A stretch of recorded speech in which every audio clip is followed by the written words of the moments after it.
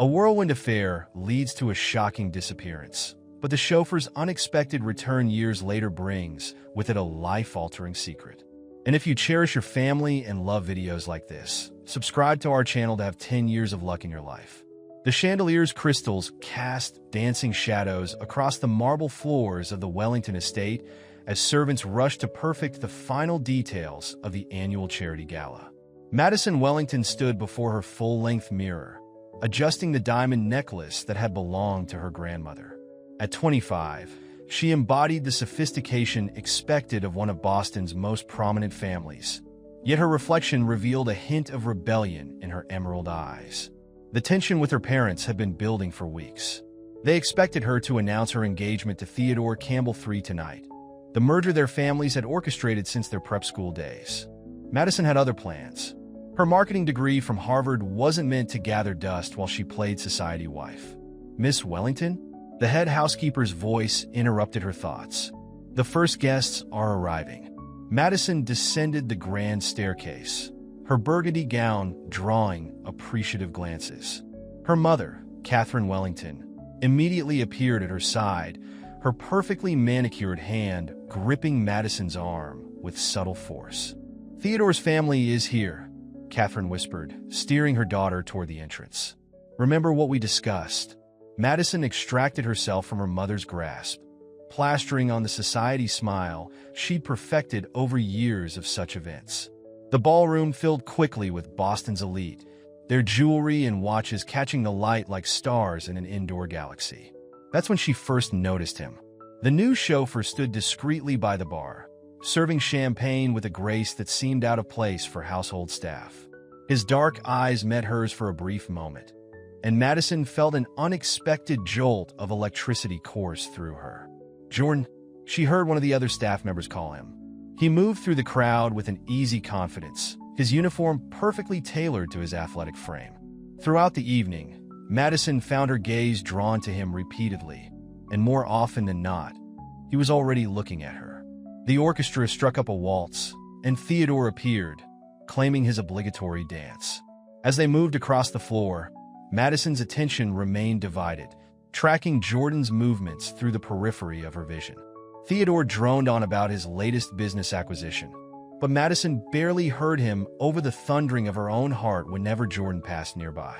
Later, as the party reached its peak and the champagne flowed freely, Madison escaped to the conservatory. The glass walls offered a perfect view of the garden, illuminated by strategic lighting that made the fountains seem to glow from within. She heard footsteps behind her and turned, expecting to find her mother with another lecture about her duties to the family. Instead, Jordan stood in the doorway, holding a fresh glass of champagne. "I thought you might need this, Miss Wellington." His voice was deeper than she'd expected, with an undertone of something she couldn't quite place. Education, perhaps? He certainly didn't speak like the other staff members. "Thank you," she said, accepting the glass. Their fingers brushed, and that same electric current shot through her again. "You're new here. Started last week." He maintained a professional distance, but his eyes held hers with an intensity that made her breath catch. "And already working our biggest event of the year?" Madison took a sip of champagne to steady herself. "That's quite a vote of confidence from the head of staff." Jordan's smile held a hint of mystery. "I can be very persuasive when necessary." The music from the ballroom drifted into the conservatory, muted by distance and glass. Madison found herself moving closer to him, drawn by something she couldn't explain. The professional distance between them evaporated with each step. "Dance with me," she whispered, surprising herself with her boldness. "That would be inappropriate, Miss Wellington." But he didn't step back. "I don't care about appropriate."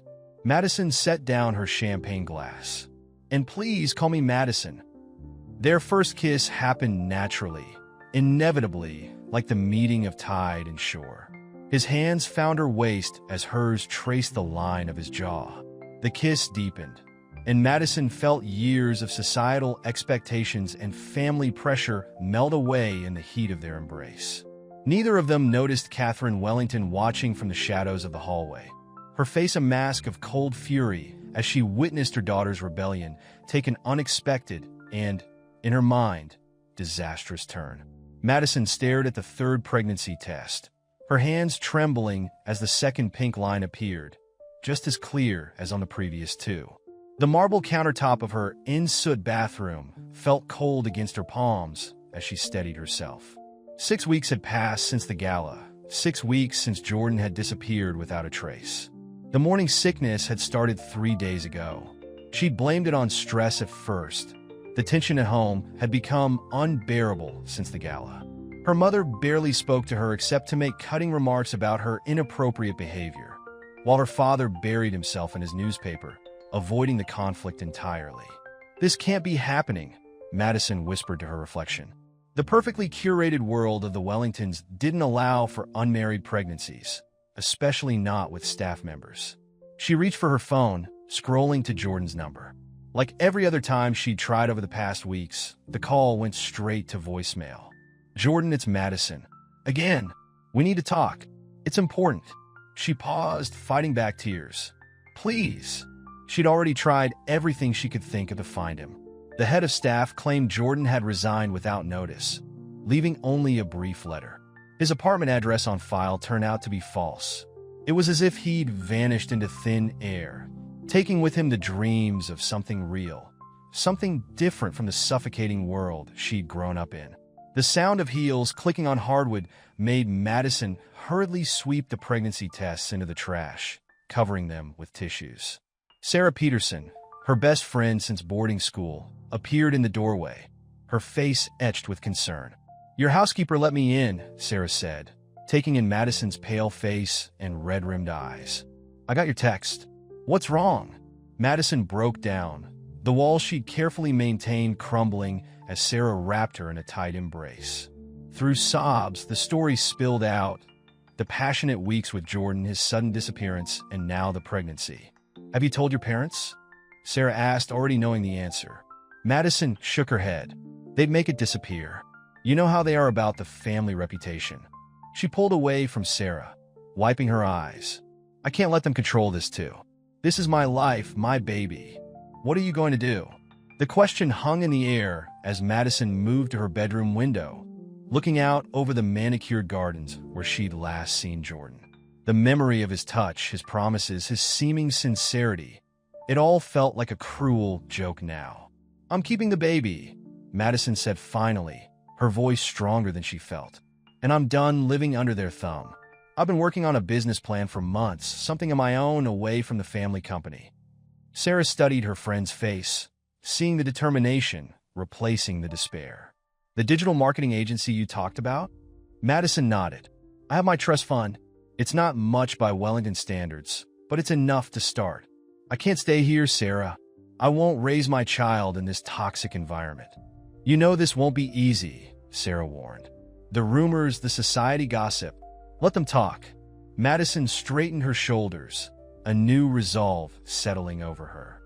"I'm tired of living my life for other people's approval. Jordan may have abandoned us, but I won't. This baby deserves better than that." Over the next few weeks, Madison threw herself into preparations. She found a small office space in Cambridge, far from the family's influence in Boston proper.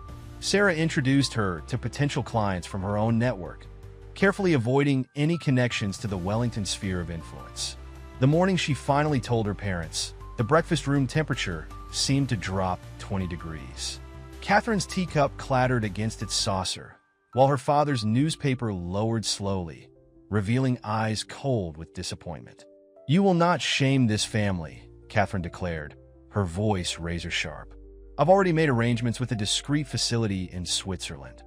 "No." Madison stood, one hand protectively over her still flat stomach. "I'm moving out today. The movers are already packing my things." "If you do this," her father spoke for the first time, "you do it without our support. No connections, no influence, no money beyond your trust fund." Madison met his gaze steadily. "I understand."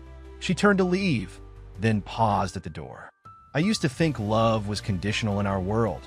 Thank you for proving me right." As she walked out of the Wellington mansion that morning, Madison felt lighter despite the uncertainty ahead. Sarah waited in her car at the gates, ready to drive her friend to her new apartment. The pain of Jordan's betrayal still ached, but it had transformed into something else, a fierce determination to succeed, to build something of her own, to prove that she didn't need anyone else's approval or support. The Wellington heiress died that morning, but something stronger emerged from her ashes, a woman ready to face the world on her own terms, carrying within her the catalyst for her transformation and the promise of a different kind of future. 5 years had transformed Madison Wellington into Madison Wright, founder and CEO of Wright Digital Solutions. The corner office of her Cambridge headquarters offered a view of the Charles River, a daily reminder of the distance she'd put between herself and her past. Family photos lined her desk, all of them featuring her daughter Emma, none including the parents who hadn't spoken to her since she'd walked away. Madison adjusted her blazer, checking her reflection in the glass wall. At 30, she carried herself with the confidence of someone who'd built something from scratch. Her company had grown from a one-woman operation to a digital marketing powerhouse, with over 50 employees and a client list that made her former family connections unnecessary. "The board members are ready," Sarah announced, entering the office. As Chief Operating Officer, she'd been there from day one, turning down a partnership track at her law firm to join Madison's venture.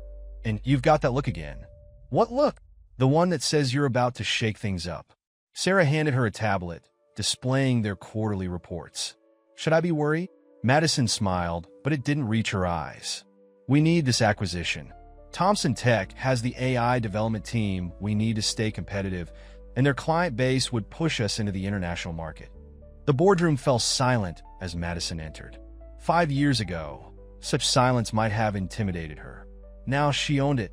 The presentation screen behind her displayed projections that had taken months to perfect. "Ladies and gentlemen," Madison began, her voice steady, "we're at a crossroads. Digital marketing is evolving faster than ever. Either we evolve with it, or we become obsolete.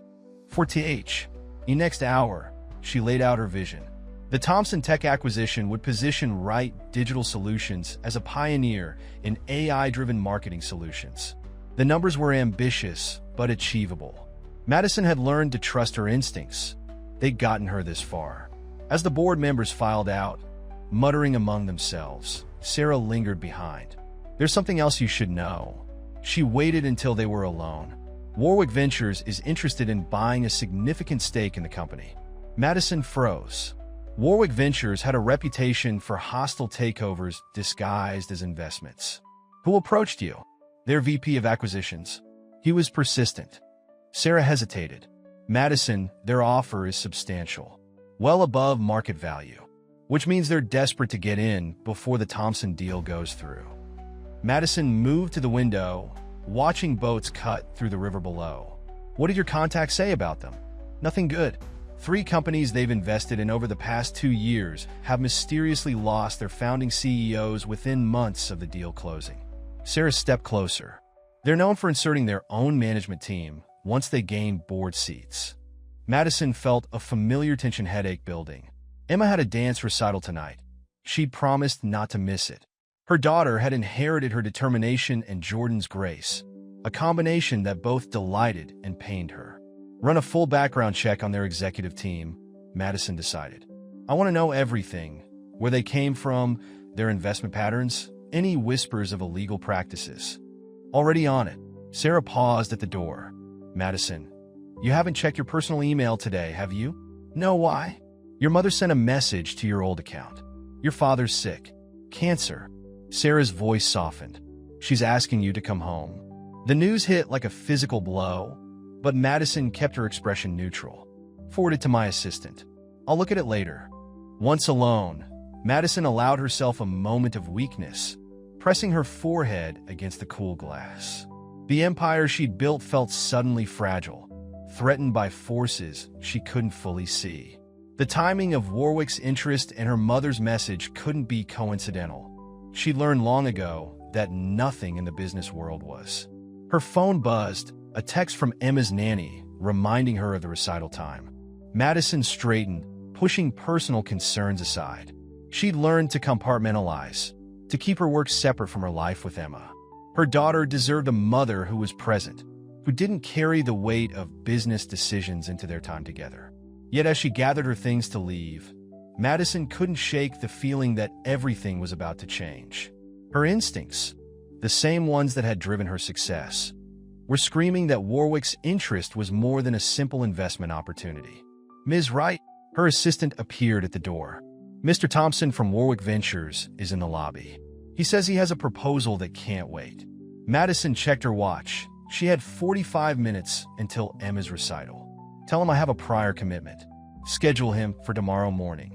As she rode the elevator down, choosing a different exit to avoid the lobby, Madison realized she'd been holding her breath. Success had taught her that vulnerability was a luxury she couldn't afford. She'd built her company the same way she'd rebuilt her life after Jordan, one calculated decision at a time. What she didn't know was that the next 24 hours would force her to confront every decision she'd made, starting with the one she'd tried hardest to forget. The Warwick Ventures conference room felt too warm, despite the aggressive air conditioning. Madison sat at the head of the table, reviewing the acquisition proposal when the door opened. Her coffee cup froze halfway to her lip. As Jordan Mitchell walked in, wearing an expertly tailored suit and carrying a leather portfolio. 5 years had added subtle touches of gray at his temples, but otherwise, he looked exactly as she remembered. The same dark eyes that had once made her forget everything she'd been taught about class barriers. The same confident stride that had made her believe in impossible things. Ms. Wright, he said formally, as if they were strangers, as if he hadn't disappeared the morning after promising to love her forever. I'm Jordan Mitchell, Senior Investment Advisor for Warwick Ventures. Madison felt Sarah tense beside her, recognition dawning. The room's other occupants, lawyers and executives from both companies, faded into background noise as Madison forced herself to breathe normally. Mr. Mitchell. Her voice remained steady, years of boardroom battles serving her well. This is unexpected. I've been following your company's growth with interest. Jordan took a seat directly across from her, his expression professionally neutral. Wright Digital Solutions represents exactly the kind of innovation Warwick wants to invest in. The meeting proceeded with excruciating formality. Jordan presented projections and strategies, his voice never wavering. Madison matched his tone, discussing profit margins and market expansion while her heart hammered against her ribs. Only Sarah knew the effort it cost her to maintain composure. 2 hours later, as the room cleared, Jordan lingered. Sarah shot Madison a questioning look, but Madison nodded slightly. She needed this confrontation. When they were alone, the carefully maintained facade cracked. 5 years, Madison said, her voice low and dangerous. You disappeared for 5 years, and now you walk in here like we're talking about the weather? Jordan's professional mask slipped. Madison, I can explain. Explain? She laughed, but there was no humor in it. Explain how you vanished without a word? How you left me alone when I was... She stopped herself. He didn't deserve to know about Emma. Not yet. Maybe not ever. I didn't have a choice. Jordan moved closer, but Madison held up a hand to stop him. Your father, don't. Madison's voice cracked. Don't you dare blame my father for your cowardice. He threatened to destroy my family's business. Jordan's words rushed out. The garage my father spent 30 years building. One phone call from Richard Wellington, and all our loans would have been called in immediately. Madison felt the floor shift under her feet. What are you talking about? Your father came to me the morning after the gala. He had proof that my father had taken loans from some questionable sources years ago when my mother was sick. One word from him, and not only would the garage have gone under, but my father would have faced criminal charges. The pieces started falling into place. Her father's smug satisfaction in the weeks after Jordan's disappearance, her mother's insistence that she dodged a bullet. Why are you really here, Jordan? Madison asked, suddenly tired. Why now? Because Warwick isn't what they seem. He stepped closer, lowering his voice. I've been tracking their operations for years. They're connected to the same loan sharks that almost destroyed my family.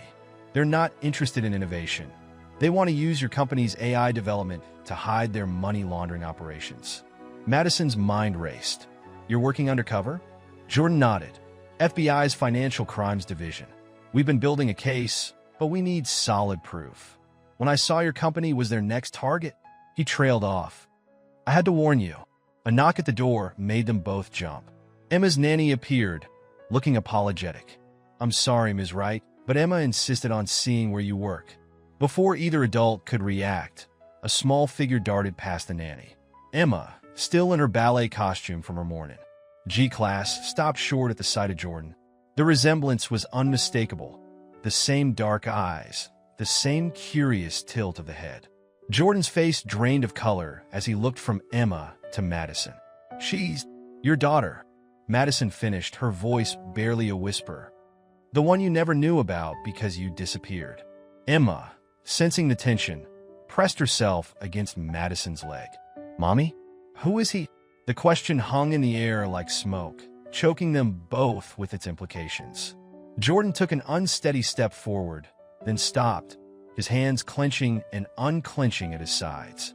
"I think," Madison said carefully, gathering Emma into her arms, "that we need to have a much longer conversation. But not here. Not now."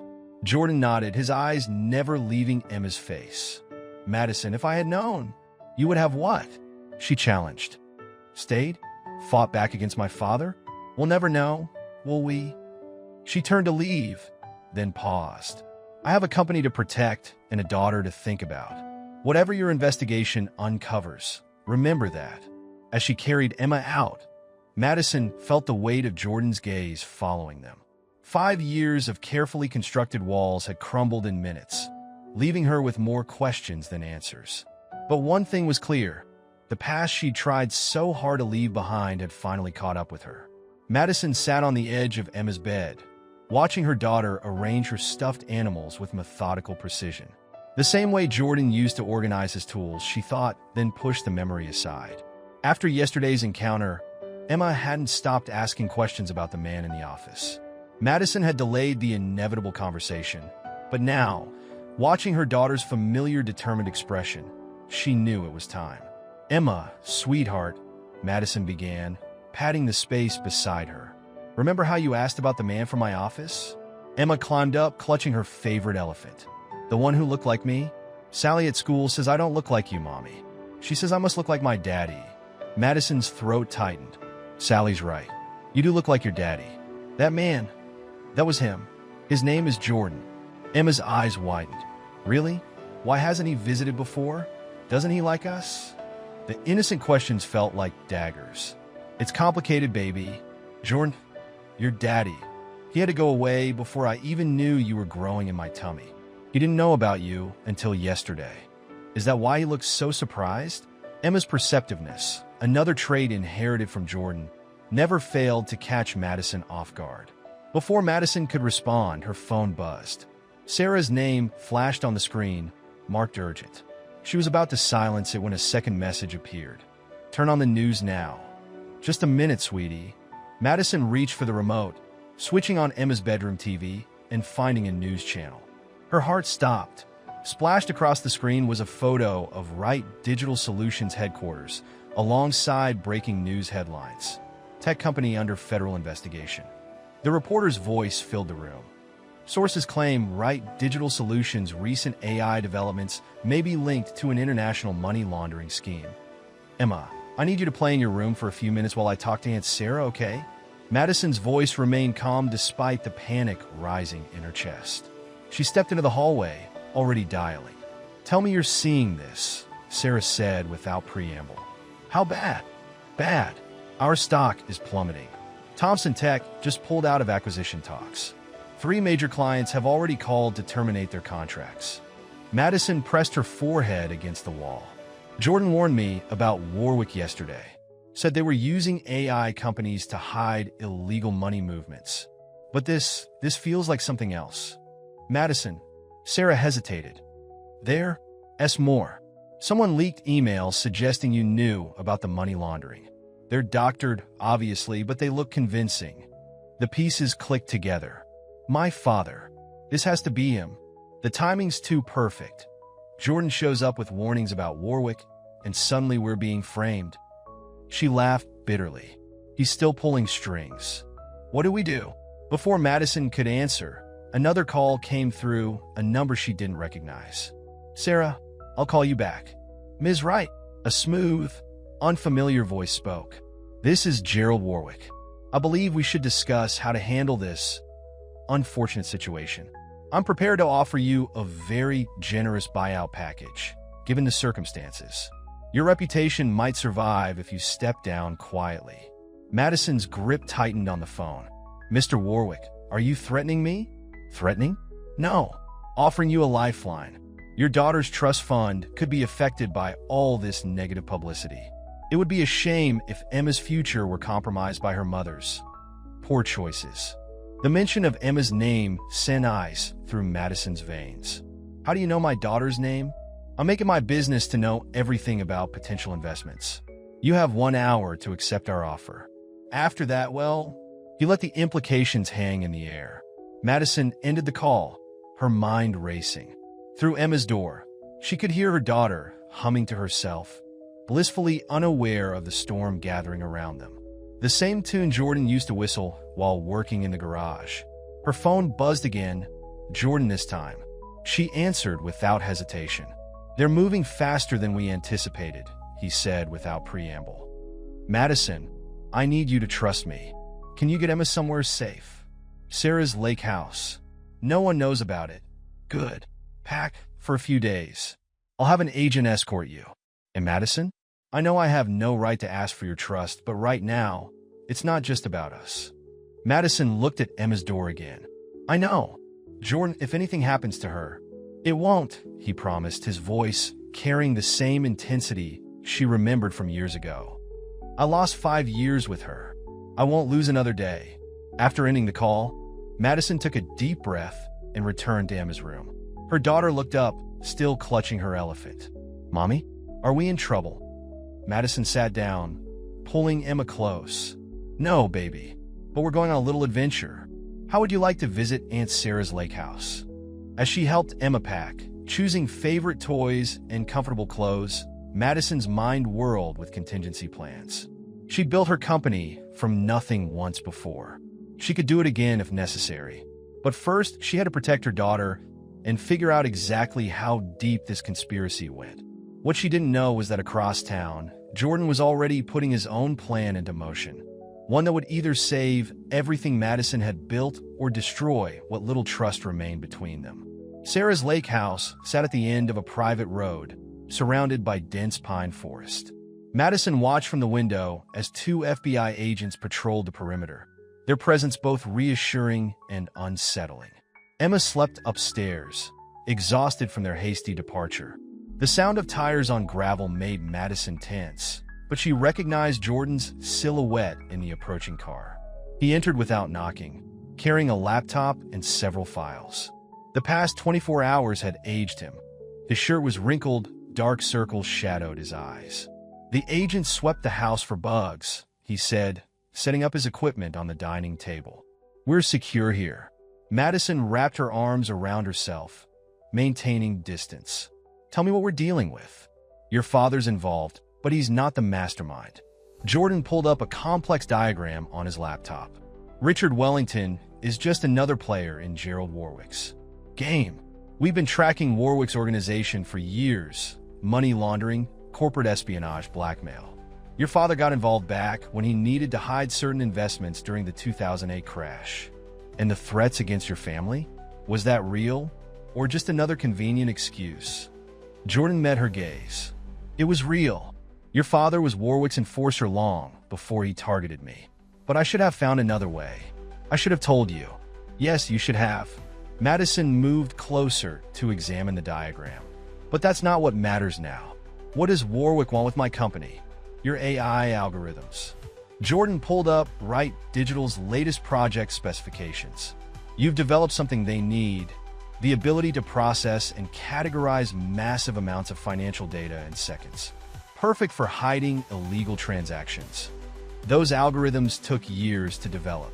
My team is being watched, Jordan finished. Which is why we had to get you out. Warwick doesn't just want your company. He wants control of the technology. The smear campaign is just phase 1. Madison sank into a chair. And phase 2. Usually, accidents start happening. Key employees resign suddenly. Financial records get lost. Eventually, the target company becomes worthless, except for its intellectual property, which Warwick buys for pennies on the dollar. A floorboard creaked upstairs. Both adults froze, but Emma's footsteps moved away from the stairs. Madison lowered her voice. How do we stop them? Jordan hesitated. I have a plan, but you're not going to like it. Try me. We let them think they're winning. He leaned forward, eyes intense. You publicly step back from the company, citing the investigation. I position myself as Warwick's inside man at Right Digital. Meanwhile, we gather evidence of their entire operation. You want me to give up my company? Madison's voice rose sharply before she caught herself, glancing upstairs. Not give up. Sacrifice a piece to win the game. Jordan pulled up another file. Your father may be working with Warwick, but he's also kept records. Insurance in case Warwick ever turned on him. We find those records. We can prove the allegations are false and expose their entire operation. Madison finished, her strategic mind already racing ahead. But my father would never give up those records willingly. No, Jordan agreed. But your mother might. Madison stared at him. My mother? She hasn't spoken to me in 5 years.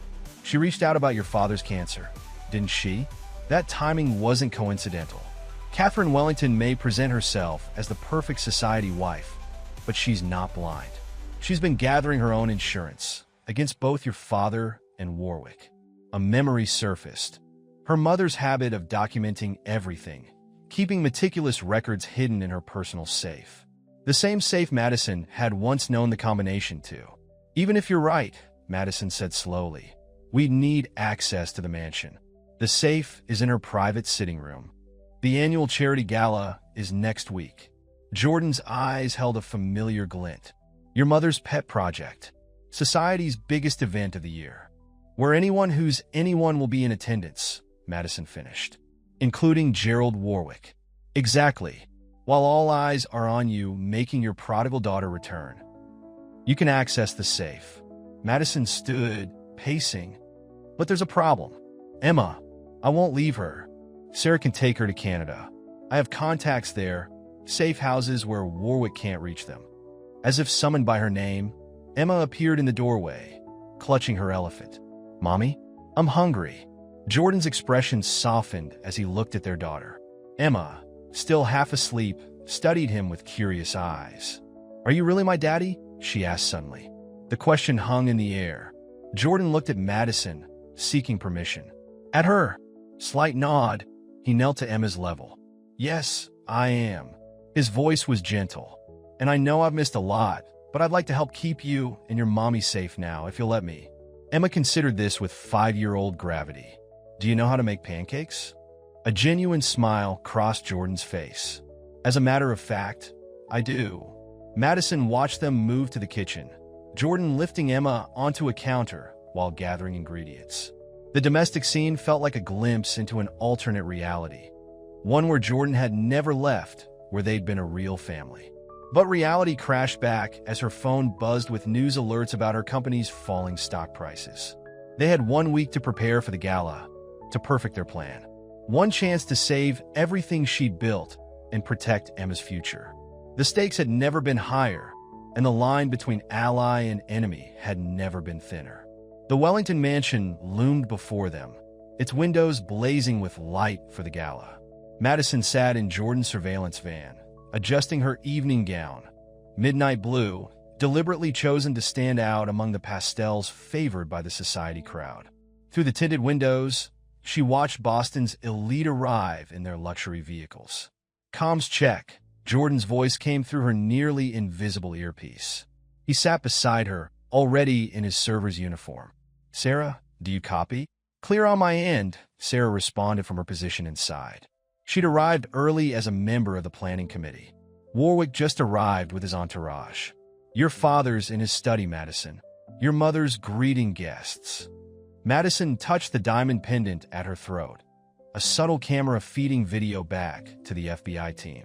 Remember, we need 30 minutes once the diversion starts. Any longer, and someone might notice Jordan's missing from the service staff. You're sure about this? Jordan asked quietly, his hand brushing hers. The past week of planning, of late nights strategizing while Emma slept upstairs at the lake house, had worn away some of their defenses. Once you walk in there, my reputation's already in shreds, Madison replied. At least this way, we control the narrative. She checked her lipstick in the rearview mirror.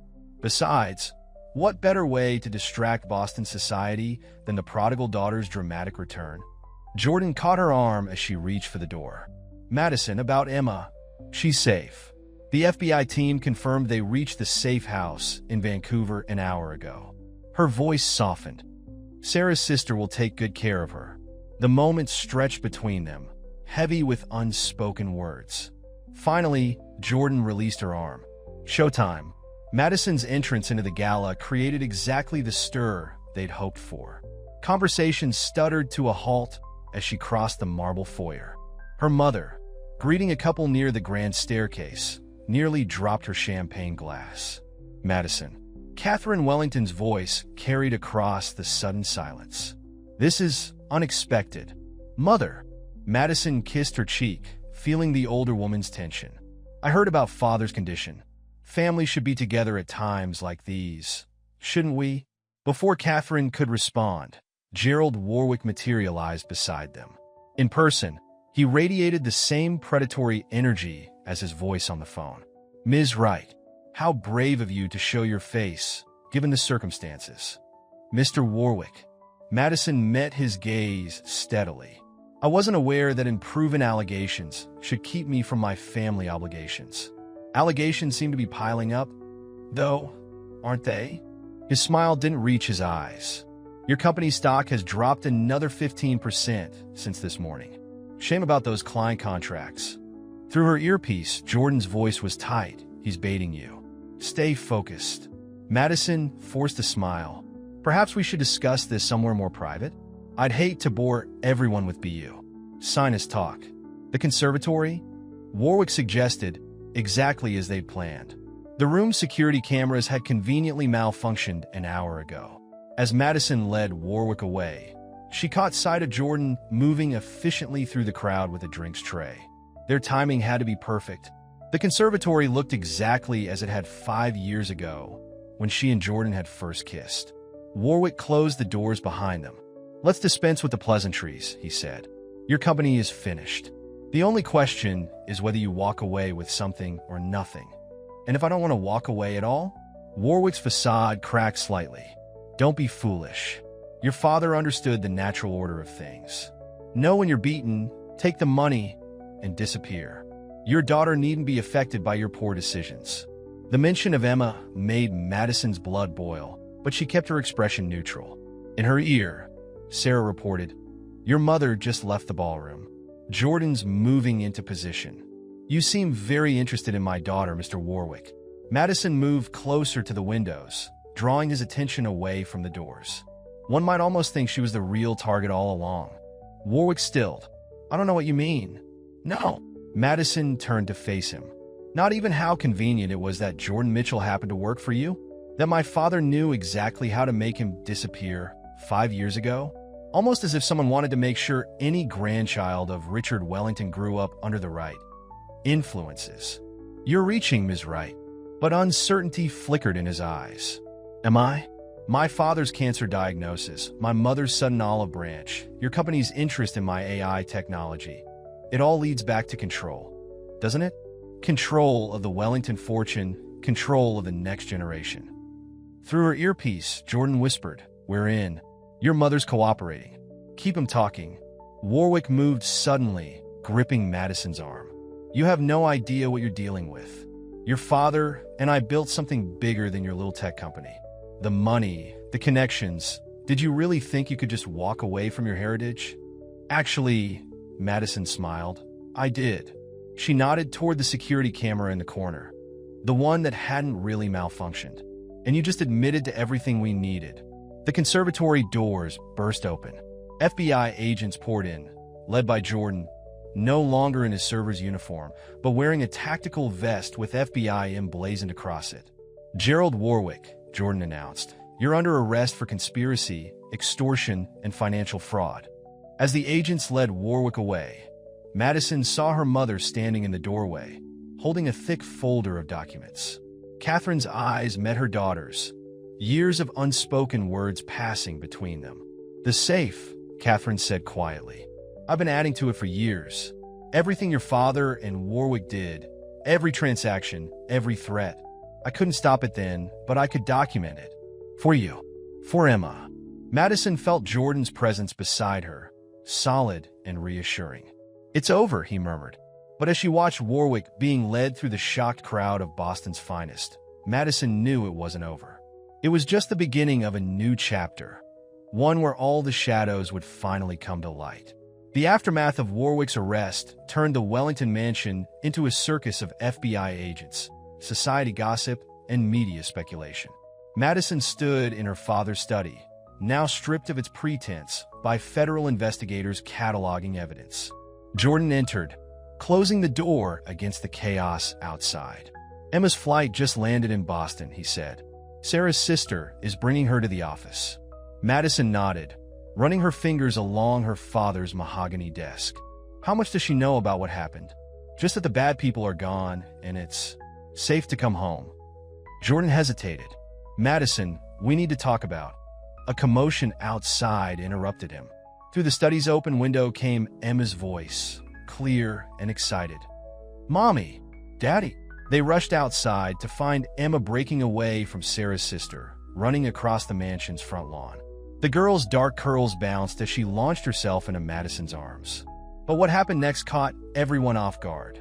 Emma reached for Jordan too, pulling him into their embrace. "I saw you on TV!" Emma exclaimed. "You were wearing a police vest like in my superhero movies." Jordan's arms encircled them both, and for a moment, Madison allowed herself to lean into the fantasy of family. Then reality crashed back as Catherine Wellington appeared on the front steps.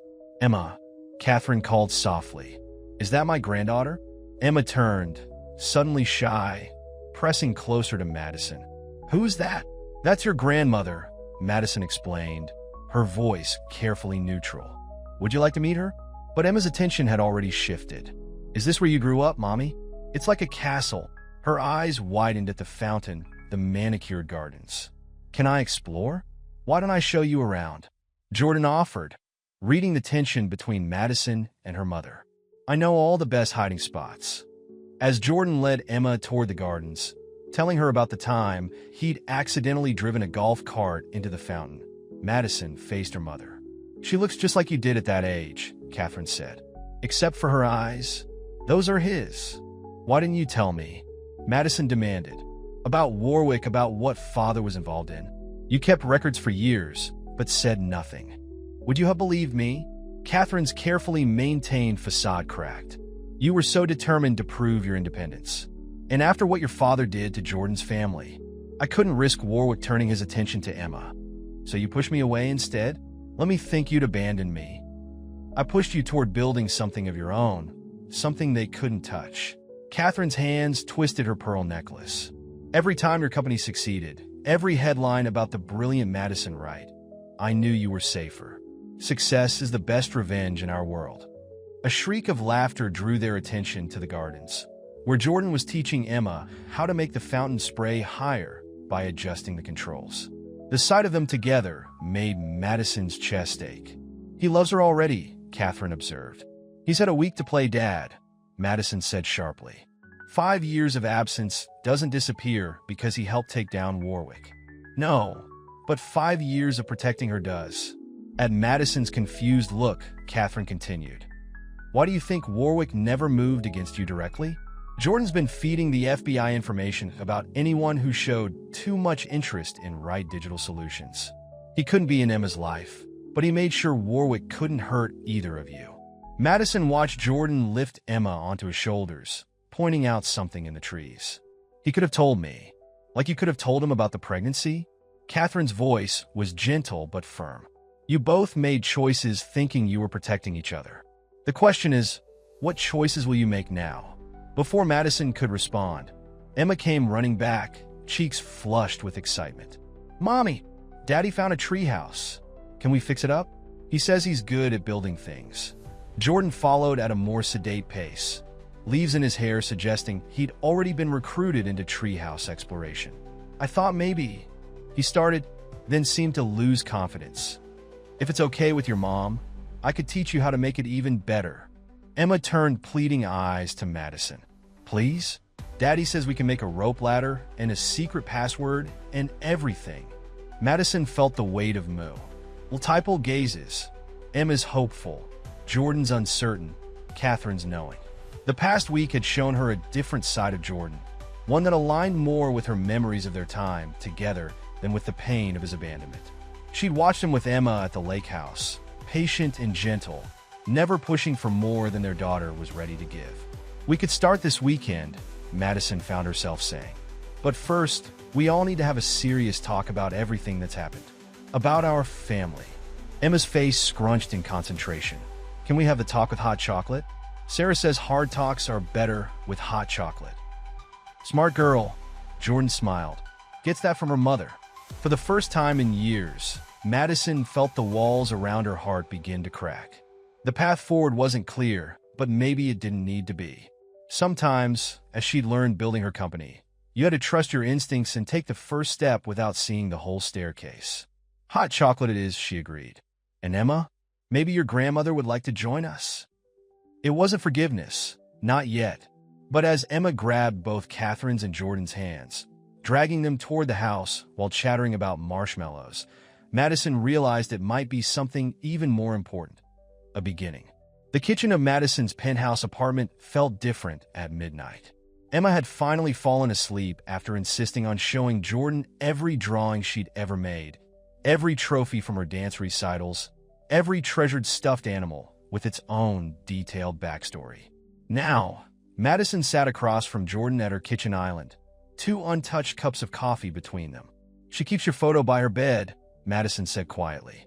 The one from the newspaper article about Right Digital's launch. She found it in my office when she was 3 and decided that must be her daddy because he had her eyes. Jordan's hands tightened around his coffee cup. I had photos too. Security footage from every public event you attended. Emma's first day of preschool. The Christmas pageant last year. He met her gaze.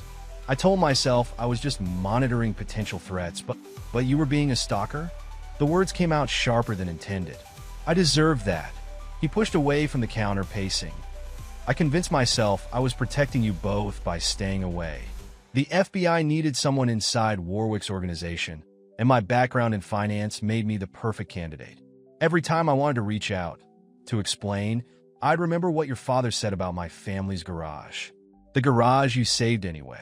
At his surprised look, Madison continued, I did my research after the arrest. Your parents' garage is now Mitchell & Sons Auto Group, with 6 locations across New England. Quite the expansion for a business that was supposedly on the brink of collapse. Jordan had the grace to look ashamed. I used my position with Warwick to funnel legitimate investments their way. Clean money, legal contracts. I told myself it made up for lying to them about working for the FBI. And lying to me? Nothing makes up for that. He turned to face her fully. I should have trusted you. Should have found a way to tell you about the investigation, about your father's threats. Instead, I convinced myself that complete separation was the only way to keep you safe. Madison's phone buzzed. A text from Sarah. Warwick's asking to make a deal. Says he has one last card to play. FBI wants you both at the office first thing. Always something, Madison muttered, showing Jordan the message. He's desperate, Jordan analyzed. His entire network is unraveling. Accounts frozen, associates turning evidence. Your mother's documents exposing decades of corruption. Which makes him dangerous. Madison stood, moving to her windows overlooking the city. He threatened Emma before. What if he won't get near her?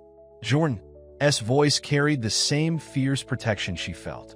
The FBI has agents watching the building, and your security system rivals the Pentagon's. Our daughter spent the first 5 years of her life without a father because of men like Warwick. Madison turned back to him. I won't let her spend the next 5 looking over her shoulder. The use of our daughter wasn't lost on Jordan. He moved closer, close enough that Madison could smell the familiar cologne he still wore. We could leave.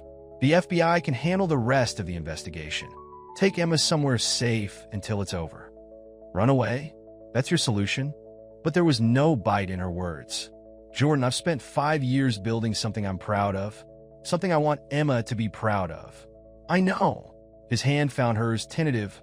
Your company isn't just successful. It's changing lives.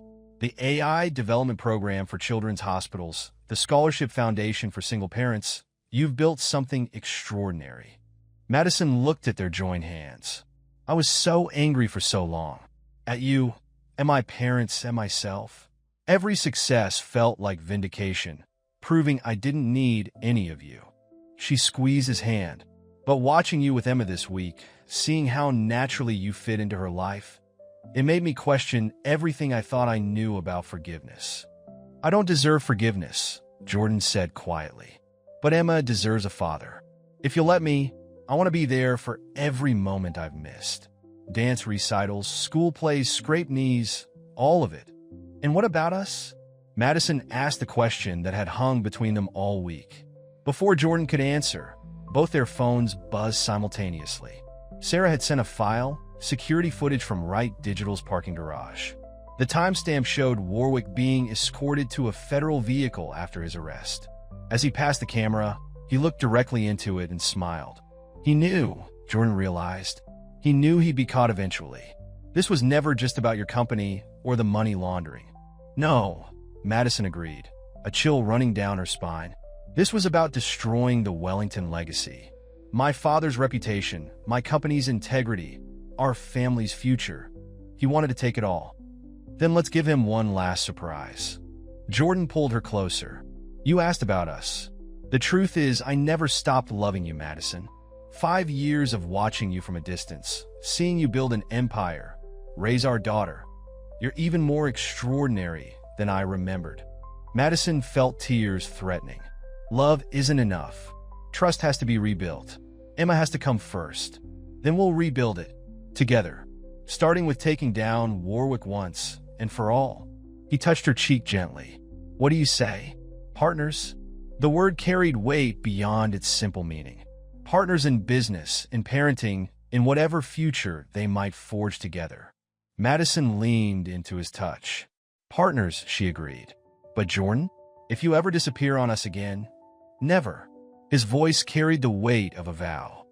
Whatever Warwick's final play is, we face it as a family. As if on cue, Emma's voice called from her bedroom. Mommy? Daddy? I had a bad dream. They shared a look, years of separation dissolving in the simple domestic moment. Whatever tomorrow brought, Warwick's threats, business challenges, family complications. Tonight, they were just parents, comforting their daughter together for the first time. The Wright Digital Solutions boardroom crackled with tension. Madison sat at the head of the table, Jordan and Sarah flanking her, while FBI agents positioned themselves strategically around the room. On the screen, Gerald Warwick appeared via secure video link from federal custody, his usual polished appearance now disheveled. Before we begin, Warwick's lawyer interjected, my client's information comes with conditions. Full immunity and your client lost high. As negotiating power when we found his offshore accounts, Jordan cut in. The evidence from Catherine Wellington's files alone guarantees 20 years.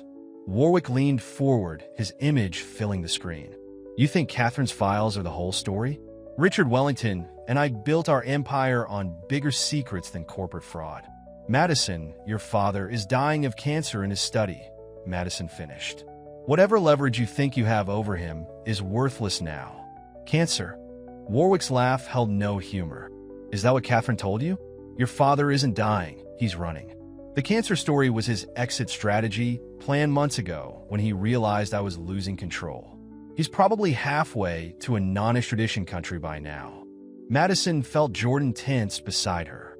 Sarah was already on her phone, coordinating with FBI teams. But Madison kept her eyes on Warwick. Watching for the tell she'd learned to recognize in countless business negotiations.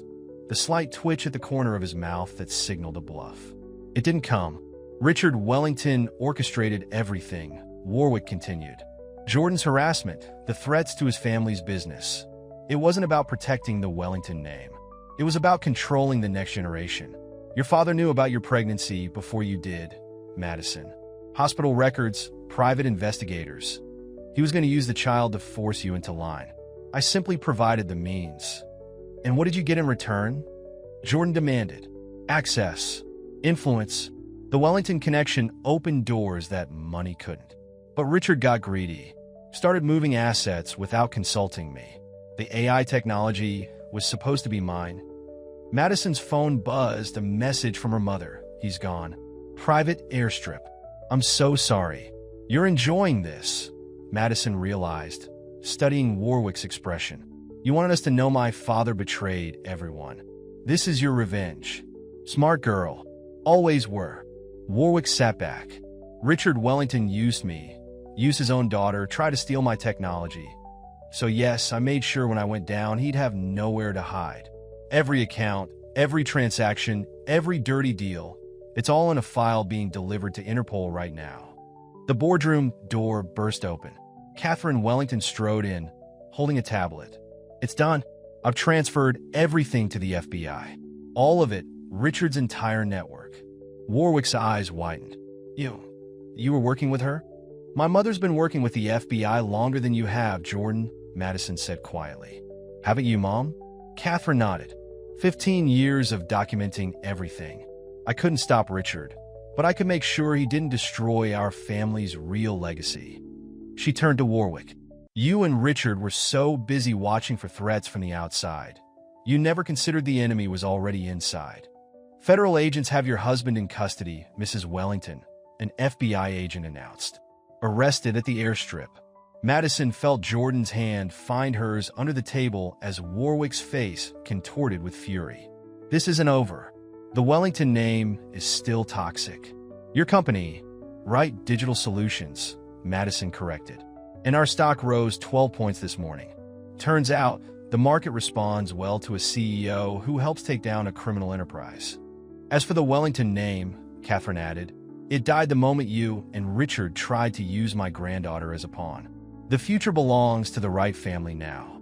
The FBI terminated the video link, leaving Warwick's frozen expression of defeat on the screen. In the silence that followed, Madison felt the weight of the past 5 years lifting. Mom, she turned to Catherine. Thank you for everything. I failed you once, Catherine said softly. When your father forced Jordan away. I won't fail Emma. A commotion outside the boardroom drew their attention. Emma's voice car. IED through the doors. But I want to see if they caught the bad guys. Jordan chuckled. Definitely your daughter. Never misses the action. The doors opened to reveal Emma, escorted by Sarah's sister, clutching her ever-present elephant. She surveyed the room of serious adults with 5-year-old gravity. Did we win? She asked. Madison lifted her onto her lap. Yes, baby. We won. So, no more bad dreams? No more hiding. No more hiding, Jordan confirmed, wrapping an arm around them both. Sarah cleared her throat. The press is waiting downstairs. They'll want a statement. Madison looked at her assembled family. Her mother, finally free of decades of secrets. Jordan, the love she'd lost and found again. And Emma, the miracle who had given her the strength to build something greater than the Wellington legacy. Let them wait, she decided. I believe someone promised to help build a treehouse this weekend.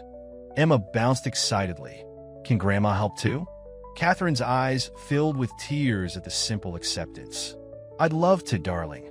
As the boardroom emptied, leaving just the 4 of them, Madison realized that some shadows, when finally brought to light, reveal unexpected blessings. Her father had tried to control the next generation, but in doing so, he'd inadvertently created something stronger. A family bound not by obligation or fear, but by choice and love. Ready to go home? Jordan asked softly. Madison looked at her daughter, safe in the circle of their arms, and her mother, standing proud and free for the first time in decades. We are home, she answered. All of us. Together, they stepped into the light.